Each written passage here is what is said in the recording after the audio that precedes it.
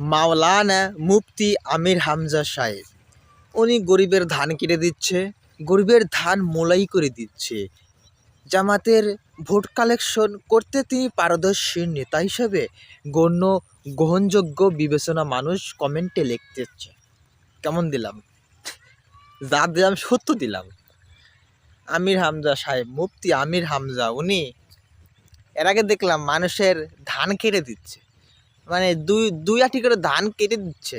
আজকে দেখলাম ধান মালাই করে দিচ্ছে। আমি চিন্তা করলাম, যেহেতু এত বড় একটা জনসেবা প্রতিনিধি হচ্ছে, একটু কমেন্ট সেকশনে গিয়ে দেখি তো তাদের ভূমিকা কি পালন করছে জনগণ কমেন্ট হিসেবে। তো বেশ ভালো কথা, রোমান্টিক হিসেবে কমেন্ট সেকশনে গেলাম। বাইরে নাইলে পারে আমি 100 কমেন্ট দেখছি।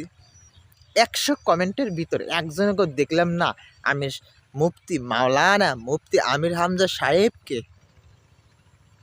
স্বাগতবাদ জানালো, ধন্যবাদ জানালো। কেউ বলতেছে জামাতের ভোট কালেকশন করতেছে, কেউ বলতেছে সিনেমার নাটক করতেছে, কেউ লিখতেছে এটা অভিনয়, কেউ বলতেছে ভোট কালেকশন। মানে এক একজনের এক এক রকমের, মনে করো যে কমেন্ট, মানে বাক স্বাধীনতা বলে একটা কথা আছে না, যে যেমন করে পারতেছে সে সেমন করে কমেন্ট করে যাচ্ছে। তো এই যে 100 লোকের কমেন্ট দেখলাম, 100 জনের ভিতরে যদি 10টা লোক যদি তাকে সাপোর্ট দিত আর 90টা যদি তার বিপক্ষে যাইতো, তাও তো মনটা বুঝাতে পারতাম। জায়গা জনপ্রতিনিধি জনগণের সেবায় ধান মূলিয়ে খুব ভালো একটা সেবার একটা কাজ করে যাচ্ছে, কিন্তু সেটাও পেলাম না। মানে এটা কি আসলে মানুষ আগের মতো আর তো নাই, যে ধান কেটে দিচ্ছে বা আওয়ামী লীগের মতো ধানটাকে মাথায় করে নিয়ে গৃহস্থর বাড়িতে ফালাচ্ছে, আওয়ামী লীগের মতো ধানগুলো ডুবে যাচ্ছে কেটে দিচ্ছে, সেটা তো না। এগুলো সব আওয়ামী লীগের নাটক। আওয়ামী লীগের সময় কি এগুলো কি ছাত্রলীগ করে নাই?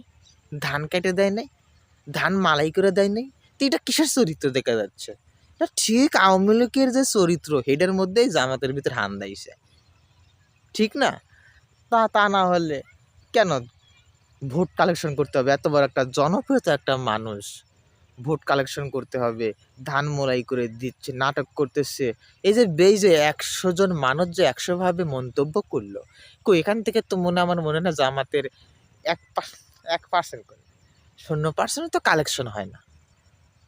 এটা কাদের চরিত্র? জনগণ তো বলতেছে এটা আওয়ামী লীগের চরিত্র, এটা জামাতের ভিতর হান দাইলো কেমনে? মানে আসলে কি ঘটনা সত্যি? মানুষ এই জনপ্রিয়তা দিয়ে এইভাবে মানুষের মন জয় করা যাবে না, ঠিক আছে? সত্য কথা, সত্য কাজে, দুর্নীতি মুক্ত, এইগুলো মানুষ বেশি পছন্দ করে। মানুষ আর অভিনয় তো বাংলাদেশ তো অভিনয় সেরা। মানে এক দলের অভিনয় পাচ্ছে আরেক দল অভিনয় করে দেখাচ্ছে।